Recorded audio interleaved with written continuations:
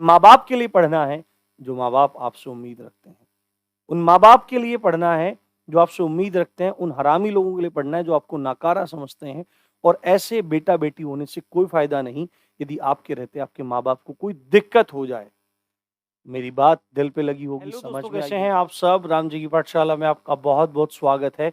उम्मीद करता हूँ आप सब अच्छे होंगे और आपकी तैयारी बहुत ही बढ़िया ढंग से चल रही होगी। आप लोग बोलोगे सर तैयारी क्या घंटा सही चल रही होगी। मैं पूछ रहा हूँ भाई क्यों नहीं चल रही होगी आपकी तैयारी अच्छी। तो आप सीधे मेरे से एक क्वेश्चन पूछने वाले हो, सर किस चीज की तैयारी करें, या मास्टर जी किस चीज की तैयारी करें। जब भर्ती ही नहीं है तो हम किस चीज की तैयारी करें। ये एक सबसे बड़ी दुविधा आज सब बच्चों के बीच में या बच्चों के मन में आन खड़ी हुई है कि अब हम लोग क्या करें। भर्ती के बारे में कुछ भी चीजें पता नहीं लग रही हैं, ठीक है, कोई भी चीज समझ में नहीं आ रही है। दोस्तों, आज मैंने एक यहाँ पे लाइन लिखी है कि बच्चे हैं त्रस्त और भर्ती बोर्ड है मस्त। पूरा का पूरा पूरा मस्त हुआ पड़ा है भर्ती बोर्ड। उसको कोई फर्क नहीं पड़ता है किसकी लाइफ में क्या हो रहा है, किसके जीवन में क्या हो रहा है और उसके जीवन का क्या होना है। आज ये वीडियो आप लोगों के लिए बहुत ज्यादा इंपॉर्टेंट है। इस बारे में बात करने वाले हैं कि भर्ती कब तक आने के चांसेस बन रहे हैं, या क्या इस कब तक मतलब भर्ती आ जाएगी। इस पॉइंट पे बहुत ज्यादा डिस्कस करेंगे और कुछ इंपॉर्टेंट बातें हैं कि हमको अभी क्या करना है। ये वीडियो आपके लिए बहुत ज्यादा इंपॉर्टेंट है। अगर आपको अनावश्यक लगती है तो अभी आप स्किप कर सकते हैं, अन्यथा धैर्य से ये 5-7 मिनट की वीडियो आपको जरूर देखनी चाहिए। ये आपके आने वाले जीवन में आपके लिए रामबाण एवं स्वर्णिम वीडियो सिद्ध होने वाली है। ध्यान से मेरी बातों को सुनते रहिए। आप सबको पता है कि लास्ट जो भर्ती आई थी वो सन 2018 में आई थी। 2018 में लगभग आप ये मान सकते हैं यही समय आसपास रहा था, जो जुलाई अगस्त के आसपास का समय है। बिल्कुल कंफर्म मुझे नहीं है कि वो कौन से मंथ में निकली थी, क्योंकि तब मैं उतना अवेयर नहीं था, ठीक है, मतलब इस फील्ड में इतना अवेयर नहीं था मैं। अब बच्चों को पढ़ा नहीं रहा था, बच्चों को सिखा नहीं रहा था। तो और आज 2022 हो चुका है, ऑलमोस्ट 4 इयर्स कंप्लीट होने वाले हैं, 4 साल कंप्लीट होने वाले हैं और भर्ती का कोई नामो निशान नहीं है।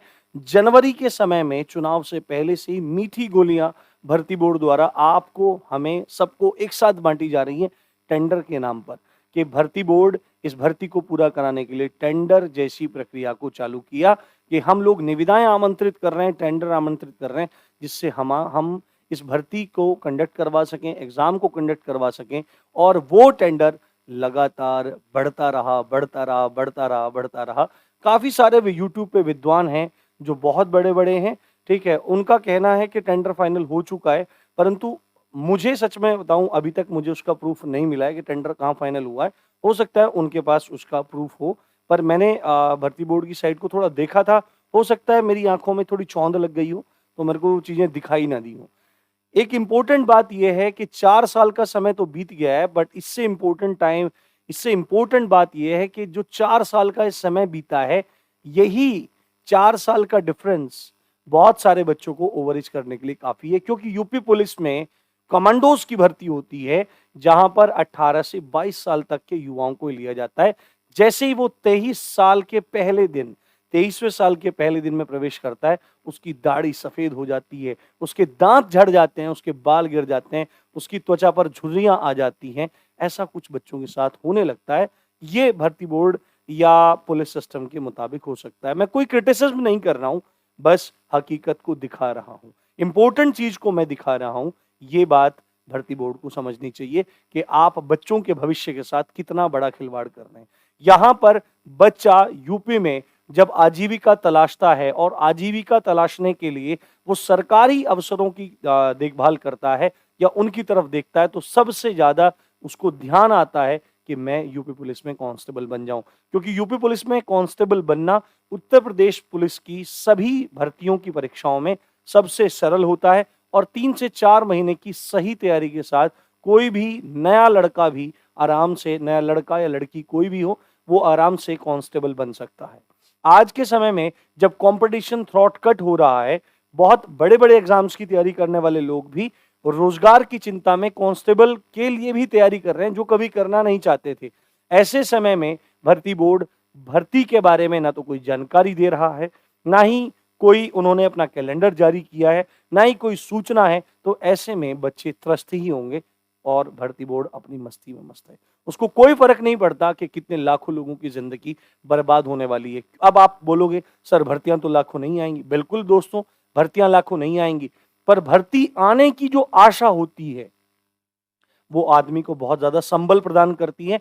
अगर अनफॉर्चुनेटली 20-25 लाख लोग बैठते हैं और उनमें से लाखों लोगों का सिलेक्शन नहीं होता है, कुछ हजार लोग ही सिलेक्ट हो पाते हैं, तो जो बाकी बाहर निकलते हैं उनके लिए अगले टाइम के लिए या और भर्तियों के लिए और भी ज्यादा बल उनको मिलता है। मानसिक वो एकदम प्रबल हो जाते हैं और आगे अपने भविष्य की तरफ आगे बढ़ जाते हैं। भर्ती बोर्ड को ये चीजें दिखाई नहीं दे रही हैं कि एक नौकरी के बारे में आप लोग ठीक से जानकारी नहीं दे रहे हो तो उससे बहुत सारे गरीब बच्चों का जीवन बर्बाद हो जाता है। पर यहाँ तो किसी को कोई फर्क पड़ता ही नहीं है, चाहे कोई भी हो। मैं इसमें सबको लूंगा आज। इसमें सरकार की भी बहुत ज्यादा लचरपन है, ठीक है, और आपका भर्ती बोर्ड की लापरवाही है। और इसमें सबसे इंपॉर्टेंट दोष आपका किसका है? जो आप लोगों की मानसिक भावनाओं के साथ नित्य खेलते हैं और अपने आप को एक अच्छा व्यक्तित्व सिद्ध करते हैं। ऐसे बहुत सारे यूट्यूबर आप लोगों के लिए ऐसा कुछ बन के दिखाते हैं कि जैसे वो बहुत मतलब अच्छे हैं, परंतु वो सामने कुछ होते हैं, पीछे कुछ होते हैं। आप लोगों को सतर्क रहने की आवश्यकता है।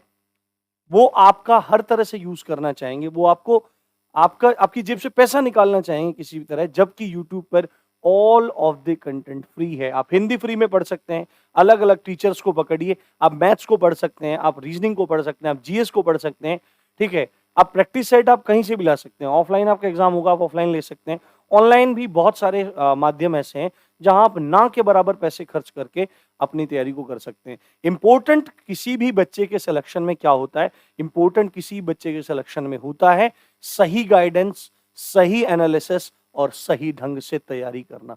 पर ये तीनों चीजें ही कहीं पर दिखाई नहीं देती। आपको अपने ऊपर डिपेंड कराया जाता है, तो इस चीज से आपको सतर्क रहना है। मैं आगे भी आप लोगों को इसी तरह सतर्क करूंगा, एक एक चीज पर गाइड करूंगा और सब चीजें बताऊंगा। जैसे मैंने यूपीएसआई में गाइड किया था, आप में से बहुत सारे लोग मुझे जानते होंगे, बट बहुत सारे नए बच्चे भी आज मुझे देख रहे होंगे। तो अगर आप नए हैं तो चैनल से जुड़ना मत भूलिएगा, क्योंकि मैं आपको बिल्कुल फ्री में कैसे जॉब पानी है इस चीज को बताऊंगा। यूपीएसआई वाले बच्चे जो मेहनत से पढ़ के और राम जी की पाठशाला के गाइडेंस में भी जिन लोगों ने काम किया, वो आपको कमेंट सेक्शन में बता देंगे कि कितनी चीजें हेल्पफुल रहती हैं।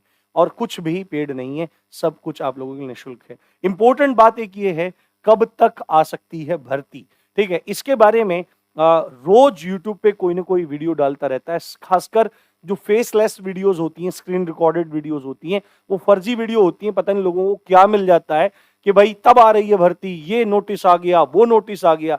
ऐसी झूठी बेकार की बातें फैलाकर लोगों को क्या मिलता है? मैं आपको सही बताऊं, मैंने पिछले साल सितंबर के आसपास जो मुझे इनपुट मिले थे, जो मुझे जानकारी मिली थी पुलिस विभाग के मित्रों द्वारा, ठीक है, तब उम्मीद थी कि सितंबर के आसपास ये लोग भर्ती निकालेंगे, बट उसके बाद कोई भी ऐसी जानकारी, पुख्ता जानकारी नहीं मिली। और सच बताऊं, यूट्यूब पर या कहीं पर भी आज अभी तक किसी को भी जानकारी नहीं है कि भर्ती एग्जैक्टली कब आने वाली है। सब लोग अनुमान ही लगाते हैं। और एक बात मैं आपको बताऊं, मैं भी आपके सामने एक अनुमान प्रस्तुत कर देता हूं, हालांकि मेरा मन नहीं है, बट फिर भी आपको बल देने के लिए, आपके मन के लिए, जिससे आपका मन पुष्ट हो, आपकी भावनाएं पुष्ट हो, इस चीज के लिए मैं आपको एक बात बताता हूं। मैंने अपने जानकार लोगों से कुछ बात पता की है, तो उन्होंने कहा है कि जुलाई के एंड में तो बहुत ज्यादा मुश्किल है भर्ती का देखा जाना, क्योंकि कोई भी देखो, कोई भी माहौल नहीं है, कोई भी जानकारी नहीं है, कोई भी कुछ नहीं है, चहलकदमी कुछ भी नहीं है। जुलाई के एंड में बहुत ज्यादा कम चांसेस हैं, क्योंकि 26-27 के आसपास तो पुलिस विभाग कांवड़ यात्रा को करवा कर ही फ्री होगा। और यदि जुलाई के एंड में दे देते हैं तो थोड़ा बहुत अच्छा है, बट जो चांसेस बहुत ज्यादा हैं वो अगस्त के द्वितीय सप्ताह के हैं। अगस्त के दूसरे हफ्ते में आपको भर्ती देखने को मिल सकती है। कंफर्म नहीं है, पहले ही बोल रहा हूं, एक जानकारी है, उस जानकारी के आधार पर अनुमान है जो मैं आपको बता रहा हूं। ये बात सच भी हो सकती है, ये बात झूठ भी हो सकती है। मैं कोई भी चीज आप तक गलत तरीके से या गलत बात आप तक नहीं पहुंचाना चाहता। अब इंपॉर्टेंट है, ऐसे में हम लोगों को क्या करना चाहिए? ऐसे में जब हमारे पास खाली टाइम है तो हमको अपने दोस्तों के साथ घूमना चाहिए। अगर गर्लफ्रेंड है या बॉयफ्रेंड है उसके साथ में घूमना चाहिए। रात भर चैटिंग करनी चाहिए, फास्ट फूड्स खाने चाहिए, मूवीज देखनी चाहिए, घर में पर तांडव मचाना चाहिए, या यूजलेस एक्टिविटीज में इस टाइम को बिताना चाहिए। करना चाहिए ऐसा? बिल्कुल नहीं। ऐसा करना आत्मघाती है, ऐसा करना आत्महत्या के समान है, क्योंकि अगर खाओगे नहीं तो जियोगे कैसे? और खाने के लिए पैसे की ज़रूरत है, और पैसा कहाँ से मिलेगा? रोज़गार करके, बेगार करके, काम-धंधा करके। और काम-धंधा आप सरकारी चाह रहे हो, और सरकारी चाह रहे हो तो आपको ये चीज़ पता होनी चाहिए, आज कॉम्पिटिशन थ्रोट कट है, गला काट प्रतियोगिता हो रही है आज। जो लड़के सब इंस्पेक्टर का फॉर्म भरते थे, पीसीएस का, लोअर पीसीएस का फॉर्म भरते थे, और वो लड़के या वो लड़कियां कांस्टेबल की जॉब को करना कोई जॉब नहीं मानते थे, वो लोग भी आज बेरोजगारी के इस समय में फॉर्म भरने के लिए तैयार हैं कांस्टेबल का, क्योंकि job is the primary necessity. Job ही सबसे ज्यादा इंपॉर्टेंट चीज है। जॉब के बिना आज के समय में कुछ भी नहीं है, ठीक है? बिना रोजगार के कुछ भी नहीं है, तो फॉर्म भरने के लिए तैयार हैं। और एक बात मैं आपको बता के चलता हूं, जो पीसीएस, लोअर पीसीएस या सब इंस्पेक्टर की तैयारी करे हुए बच्चे हैं, उनकी 2-3 चीजें आपकी तैयार हैं, ठीक है? अगर आप सब इंस्पेक्टर की तैयारी करने वाले जो वहां से निकले हैं, आउट हुए हैं, सिलेक्शन नहीं हुआ है किसी भी कारण से, उन लोगों का सब कुछ तैयार है, वो आपसे एडवांस लिस्ट में बने हुए हैं। जो लोग पीसीएस, लोअर पीसीएस वगैरह की तैयारी करते हैं, उनका हिंदी और जीएस पूरी तरह तैयार है, उनको मैथ्स और रीजनिंग करना है, वो है। बट आपका क्या तैयार है, ये आप खुद सोच सकते हैं, समझ सकते हैं और पता लगा सकते हैं।